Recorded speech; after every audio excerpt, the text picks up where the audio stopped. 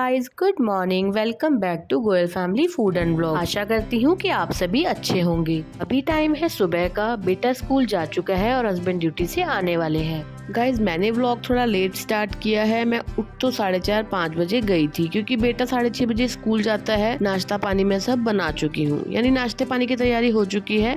जब हस्बैंड आएंगे तो नाश्ता बन जाएगा। फिलहाल मैं दोपहर की सब्जी की तैयारी कर रही हूँ और आज सब्जी में बन रहे हैं टिंडे। Oh, no!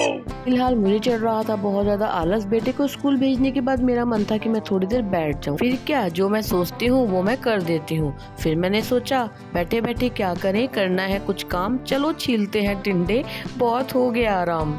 शाबाश बेटा, बहुत बढ़िया। सब्जी तो मेरी कट गई है, एक तरफ मैंने छौंक दी है सब्जी। हस्बैंड भी आ गए हैं, जितनी देर में उनका नहाना धोना होगा उतनी देर में मेरी सब्जी छुप जाएगी। बस एक तरफ कर लूंगी मैं नाश्ते की तैयारी। एक तरफ सब्जी पक रही है, एक तरफ मैं बना रही हूँ आलू के पराठे। सुबह बेटा तो लेकर गया है आलू के सैंडविचेस, लेकिन हस्बैंड से पूछा, हस्बैंड ने बोला नहीं मुझे सैंडविचेस नहीं खाने हैं। बस मैंने कहा चलो ठीक है, आलू का मसाला तो तैयार है, मैं उसी के पराठे बना देती हूँ। फिलहाल नाश्ता पानी सब बन गया है, हस्बैंड को दे दिया है, मैंने भी कर लिया है। हस्बैंड ने कहा मुझे बाहर छोटा सा काम है, अपने सारे काम बाद में करना, पहले मेरे साथ चलो। मैंने कहा चलो ठीक है, लेकिन मैं पिछले 10 मिनट से रेडी होके बैठी हुई हूँ, लेकिन हस्बैंड कह रहे हैं मैं छोटा सा काम कर लूँ अपना फिर चलते हैं। मैंने कहा चलो ठीक है, लेकिन मैं वेले बिल्कुल भी नहीं बैठ सकती, इसीलिए मैं लेकर बैठ गई हूँ प्याज। जो प्याज जल्दी खराब हो जाएंगे उनको मैं अलग छांट लेती हूँ ताकि मैं उनको पहले यूज कर सकूँ। मैं हस्बैंड को बार बार बोल रही हूँ कि आप फटाफट कर लो, मुझे बहुत सारे काम करने हैं, मेरे बहुत सारे काम पेंडिंग पड़े हैं। लेकिन हस्बैंड पिछले 15 मिनट से कह रहे हैं बस 5 मिनट रुको, बस 5 मिनट रुको। 5 मिनट करते करते मेरे प्याज भी साफ हो गए हैं। अभी भी हस्बैंड रेडी नहीं हुए थे, मैंने सोचा चलो फटाफट किचन साफ कर लेते हैं। जब तक हस्बैंड रेडी होंगे तब तक कुछ बर्तन तो मेरे मज ही जाएंगे। मैंने सोचा चलो एक तरफ दूध भी उबल ही जाएगा। अक्सर जब हमें बाहर जाना होता है तो मैं अपने हस्बैंड को बोलती हूँ कि 5 मिनट और वेट कर लो, लेकिन आज मेरे साथ उल्टा हो रहा है। आज हस्बैंड मुझे बार बार कही जा रहे हैं कि 5 मिनट और वेट करो, अभी चलते हैं। मैंने कहा चलो ठीक है, आप कर लीजिए जो आपने करना है। फिलहाल मेरे सारे बर्तन भी मस चुके हैं, नीचे से सारी किचन भी साफ हो चुकी है। गाइस मेरी किचन में एक प्रॉब्लम है, यानी जिसके पास भी कपबोर्ड नहीं है और जिनके भी बर्तन ओपन पड़े रहते हैं किचन में, वो सब जानते हैं कि यार कितनी चिपचिप हो जाता है 1-2 दिन के अंदर ही। तो मैं अपना थोड़ा बहुत सामान हटा के कभी कहीं से साफ करती रहती हूँ। गाइस मैंने प्याज भी सारे साफ कर दिए थे, सारे बर्तन मच गए थे, किचन भी हो गई थी साफ। फाइनली हस्बैंड ने कहा अब मैं रेडी हूँ, चलो चलते हैं। मैं चली गई थी हस्बैंड के साथ और अब आ गई हूँ वहाँ से वापस। आते ही मैं लग गई थी दोबारा अपने काम में, जो भी काम पेंडिंग पड़े थे, क्योंकि आज मैं अपने कामों में पहले ही बहुत ज्यादा लेट हूँ, तो मुझे अब फटाफट से अपने सारे काम खत्म करने हैं। गाइस दोपहर की सब्जी मेरी बनी हुई है और किचन मेरी साफ है, बस अब मेरा थोड़ा साफ सफाई का काम ही बचा है। फिलहाल सबसे पहले मैं चादर झाड़ने का काम खत्म करती हूँ, क्योंकि हस्बैंड अभी भी अपने ही कामों में लगे हुए हैं। जैसे ही वो आकर बैठेंगे तो वो कहेंगे कि जब मैं उठूंगा तब चादर झाड़ना। चलिए कोई बात नहीं, फिलहाल मैंने चादर झाड़ कर बिछा दी है। गाइस आज मुझे कहीं की भी चादर को बदलना नहीं है, तो मैं फिलहाल आज सारी चादरें बस झाड़ कर बिछा दूंगी। गाइस काफी बार मेरे हस्बैंड कह देते हैं साफ ही तो है चादर, क्यों झाड़ रहे हो, रहने दो आज। तो लेकिन गाइस मैं आपको कुछ दिन पहले की बात बताती हूँ। मैं इस दीवान बेड पर आकर बैठ गई थी, मैंने देखा नहीं था कि इस पे ढेर सारी लाल चींटियां हैं, क्योंकि ये दीवान बेड दोनों तरफ से दीवार से सटा हुआ है। तो गाइस चींटियां आने का डर रहता ही है, क्योंकि अभी गर्मियां चल रही हैं, इसीलिए मतलब चादर झाड़ कर रोज बिछाना बहुत ज्यादा जरूरी है। फिलहाल मैंने चारों तरफ के फैले हुए सामानों को उठा दिया है, चादरें झाड़ कर बिछा दी है। मैं लेकर आ गई हूँ झाड़ू। चाहे घर जितना भी साफ सुथरा पड़ा हो, लेकिन ये तो रोज का रूटीन है, वही झाड़ू पोछे डस्टिंग हमें करना ही पड़ता है। गाइस एक चीज तो मैंने हमेशा महसूस करी है कि जिस काम को मुझे 1 घंटा लग जाता है ना, यानी जैसे झाड़ू मारने में अगर मुझे 1 घंटा लग जाता है या पोछा मारने में 1-1.5 घंटा लग जाता है, तो गाइस अगर मेरे हस्बैंड बोल दें कि आधे घंटे के अंदर कोई आने वाला है, गेस्ट आने वाला है, तो मैं यही 1.5 घंटे का काम आधे घंटे में खत्म कर देती हूँ। और ये सच में फैक्ट भी है गाइस, मतलब हम वैसे धीरे धीरे लगे रहते हैं आराम से कामों में, लेकिन जब हमें पता होता है कि किसी ने आधे घंटे के अंदर या 1 घंटे के अंदर पहुंचना है, तो हम उसी टाइम पीरियड के अंदर अपना और भी ढेर सारा काम कर लेते हैं। पता नहीं कहाँ से इतनी फुर्ती आ जाती है उस वक्त। चलिए फिलहाल मैंने सारे घर में झाड़ू मार ली है। गाइस वैसे भी मुझे पोछा लगाने से ज्यादा झाड़ू लगाने में बहुत ज्यादा समय लगता है। गाइस जो भी मेरे व्लॉग देखते हैं वो जानते हैं कि मैं कहती हूँ कि अगर हमने झाड़ू अच्छे से लगाई हुई होगी तो पोछा लगाने में हमें सिर्फ 5 मिनट लगेंगे। झाड़ू मेरी लग चुकी है और अक्सर झाड़ू लगाने के बाद मैं करती हूँ डस्टिंग का काम। गाइस डस्टिंग तो हमारे यहाँ चाहे मैं 3 बार कर लूँ, क्योंकि आजकल जो हवाएं चल रही हैं, ऊपर से दूसरी बात यह है कि हमारे यहाँ की सभी सड़कें हैं कच्ची, तो बस इतनी ज्यादा मिट्टी उड़कर आती है कि चाहे 3-3 बार भी डस्टिंग कर लो वो भी कम पड़ती है। इसलिए डस्टिंग में मैं बहुत ज्यादा तसल्ली से करना पसंद करती हूँ। फिलहाल मेरा ऑलमोस्ट काम खत्म हो चुका है और डस्टिंग भी मैंने कर ही ली है बस अब है पोछा लगाने की बारी। गाइस जैसे कि मैं अक्सर अपने व्लॉग्स में बताती हूँ कि ऑब्वियसली बहुत कुछ स्किप करके दिखाते हैं, बहुत सारे ऐसे छोटे छोटे काम होते हैं गाइस जो मैं दिखाने लगूँ तो व्लॉग बहुत ज़्यादा लंबा हो जाए और एक ही दिन का डेली रूटीन एक व्लॉग में कवर भी ना हम कर पाएँ। गाइस बहुत सारे काम होते हैं, जैसे कहीं से धोना है, बाथरूम साफ करना है, सीट्स साफ करनी है, टाइल्स साफ करनी है, मतलब वॉश बेसिन साफ करना है। बहुत सारे काम गाइस ऐसे होते हैं कि जो ना दिखाने लायक होते हैं और ना मैं दिखाती हूँ। चलिए फिलहाल पोछा भी लग गया है। हस्बैंड चावल का कट्टा लेने गए थे बाहर और वो आ गए हैं।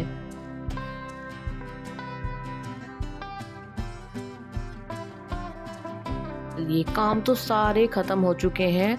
टाइम हो गया है गाइस 1 बजे का। 1 बजे आता है मेरा बेटा स्कूल से घर, यानी काम खत्म हुआ है साफ सफाई का। चलिए फिलहाल अब काम स्टार्ट हो जाएगा रोटी का। किसी को कुछ ठंडा पीना है, किसी को गर्म पीना है, किसी को खाना खाना है, यानी यही सब काम, लेकिन करना तो हमें ही है। और गाइस वैसे भी बच्चे स्कूल से आते हैं या हस्बैंड ड्यूटी से, तो उम्मीद होती है उनको कि वाइफ ने या मम्मा ने हमारे लिए कुछ अच्छा बना रखा होगा। गर्मी से आते हैं तो सोचते हैं कि कुछ ठंडा बना रखा होगा, और उनकी उम्मीदों पे खरा उतरना हमारा कर्तव्य है। चलिए फिलहाल हम लोग खाना पीना खा लेते हैं और जिसको आराम करना है कर लेंगे। चलिए फिलहाल उसके बाद मैं आपको दिखाती हूँ जो मैं आपको दिखाने वाली थी आज के व्लॉग में, यानी कि हम निकालने वाले हैं आज उसी मटेरियल से घी। जिसने मेरा पहला व्लॉग देखा है वो जानते हैं कि मैं किस चीज के बारे में बात कर रही हूँ। और आज के थंबनेल में भी आपने देखा होगा कि मिलाई से घी और पनीर दोनों निकाला जा सकता है। पनीर तो हम निकाल चुके हैं और उसकी सब्जी भी बनाकर खा चुके हैं। फिलहाल आज बारी है घी निकालने की। तो मैं पतीला फ्रिज में से निकाल कर ले आई हूँ और इस पतीले को कम से कम मैंने एक पूरी रात और एक पूरा दिन फ्रिज में रखा है, फ्रीजर में नहीं फ्रिज में रखा है। अब मैं निकाल कर ले आई हूँ और देखिए मैंने घी के अंदर चाकू से थोड़ा छेद कर लिया है, मतलब चाकू घुसा लिया था साइड में। गाइस आप मुझे सुनने के साथ साथ जो मैं दिखा रही हूँ उस पर भी पूरा ध्यान दीजिएगा। और जो भी नीचे पानी था वो मैंने छलनी से छान लिया है। जो घी होगा वो ऊपर जम जाएगा और जो नीचे पानी होगा वो सारा निकल जाएगा। आपने देखा होगा मैंने डायरेक्ट सिंक में उस पानी को छान लिया है और मैंने अब डायरेक्ट उसको रख दिया है तेज गैस पर। गाइस मिलाई से पनीर कैसे निकाला जा सकता है इसके बारे में मैंने अपने पहले व्लॉग में बताया है। अगर आप देखना चाहते हैं तो मैं डिस्क्रिप्शन में लिंक दे दूंगी। गाइस घी निकालने के लिए आपको हमेशा मोटे तले का ही बर्तन इस्तेमाल करना है, नहीं तो घी के जलने का चांस होता है। वैसे आप देख भी सकते हैं कि घी फुल फ्लेम पर पड़ा हुआ है, यानी जिस तरह से ये घी निकलता है उसमें ज्यादा घबराने की आवश्यकता नहीं है। फिलहाल घी तेज गैस पर एक तरफ पक रहा है और मैं खड़ी हुई थी तो मैंने सोचा चलो मेरे पास मिर्च है संभाल के रखने के लिए, तो मैं मिर्च की डंडियां तोड़कर डब्बे में पैक कर लेती हूँ। गाइस मैं मिर्च को हमेशा डंडियां तोड़कर बार में दबाकर डब्बे में बंद करके फ्रिज में रखती हूँ। इससे इसकी लाइफ कम से कम भी 20 दिन बढ़ जाती है। बीच बीच में मैं हिला रही हूँ घी को भी। और हाँ गाइस मैं आपको बता दूं कि जब तक ये घी बन नहीं गया था तब तक भी मैंने फ्लेम फुल ही रखी थी। देखिए गाइस जब मैंने इसको गैस पे रखा था तो ये सफेद रंग का था, अब इसने रंग बदल लिया है और गाइस देखिए उबाला आने लगा है। और जैसे जैसे ये ऊपर का झाग शांत होता रहेगा वैसे वैसे इसके ऊपर कुछ देखिए वाइट वाइट सा जमने लगेगा। जैसे ही ये बिल्कुल शांत हो जाएगा इसका मतलब हमारा घी बनकर बिल्कुल तैयार हो गया है। गाइस अगर आप ये मेथड घर में यूज करना चाहते हैं तो पहले कम मिलाई का बनाकर देखिए। गाइस ध्यान से देखिए पहले कितनी तेज उबाला आ रहा था और अब उबाल कितना शांत होता जा रहा है, यानी हमारा घी बनने के कगार पर है। गाइस जब मैं छोटी थी तो मम्मी इसी तरह से मिलाई से घी और पनीर निकाला करती थी, लेकिन कभी कभी जब हमें ये काम करना होता था तो हमें तब पता लगता था कि हमने क्या गलती करी है। गाइस मम्मी ही हमें बताती थी कि कभी भी मिलाई को फ्रीजर में से एकदम से निकाल कर गैस पर नहीं चढ़ाना। मतलब मम्मी ऐसा बोला करती थी कि अठर जाती है मिलाई। कम से कम 2 घंटे पहले फ्रीजर में से मिलाई को निकाल दो। जब आपको लगे कि फ्रीजर में से निकाली मिलाई में से बिल्कुल बर्फ़ ख़त्म हो चुकी है, जैसे वो बिल्कुल पत्थर जम जाती है मिलाई, वो बिल्कुल सॉफ्ट हो चुकी है, तभी आप गैस पर उसको रखिए। दूसरा पॉइंट ये है कि जब तक मिलाई में अच्छा उबाल नहीं आ जाता, कम से कम 4 से 5 मिलाई में उबाल नहीं आ जाते, आप अच्छे से करछी मार कर देखिए। जब तक उबाल नहीं आ जाता तब तक आपको उसमें किसी प्रकार का कोई भी खटास नहीं डालनी है मिलाई को फाड़ने के लिए। देखिए पतीले में बिल्कुल उबाल शांत हो गए हैं, झाग खत्म हो गए हैं, इसका मतलब हमारा घी बनकर तैयार हो गया है। और गाइस अब तक भी फ्लेम फुल थी। अब मैंने गैस बंद कर दी है, लेकिन गैस बंद करने के बाद भी हमें 3 से 4 मिनट तक इस घी को हिलाते रहना है। अगर हमने गैस बंद करने के बाद घी को ऐसे ही छोड़ दिया तो घी एकदम से जल जाएगा, क्योंकि टेम्परेचर बहुत ज़्यादा हाई है। फिलहाल घी के उबलने के 5 से 7 मिनट बाद मैं इसको छान रही हूँ, क्योंकि मेरा बर्तन बहुत ज़्यादा बड़ा है, तो फिलहाल तो करछी से ही इसको धीरे धीरे करके डब्बे में शिफ्ट कर दूंगी। गाइस फिलहाल मैंने तो आज तक भी देसी घी बाहर से नहीं खरीदा, चाहे कम चाहे ज्यादा मैं घर में ही देसी घी और पनीर निकाल लिया करती हूँ। आप मुझे कमेंट करके जरूर बताइएगा कि आपको ये घी और पनीर निकालने का मेथड कैसा लगा। देखिए सारा घी मैंने छान लिया है और उसके बाद आप पतीला देखिए गाइस। आप यकीन मानिएगा गाइस, आपको इस पतीले को बिल्कुल भी रगड़ने की आवश्यकता नहीं होगी। फिलहाल मैं इस पतीले को थोड़ी सी देर टेढ़ा करके रख दूंगी, ताकि जो भी घी पतीले में लगा है वो साइड में इकट्ठा हो जाए। देखिए घी निकल कर हो गया है तैयार, और देखिए कितना थोड़ा सा कबाड़ इसमें से निकला है। चलिए मेरा घी बनाने का काम भी हो गया है खत्म। फिलहाल तो मैं डब्बों को नहीं ढकूंगी, क्योंकि ये बहुत ज़्यादा गर्म है। मैंने गरम गरम ही घी को छान लिया है।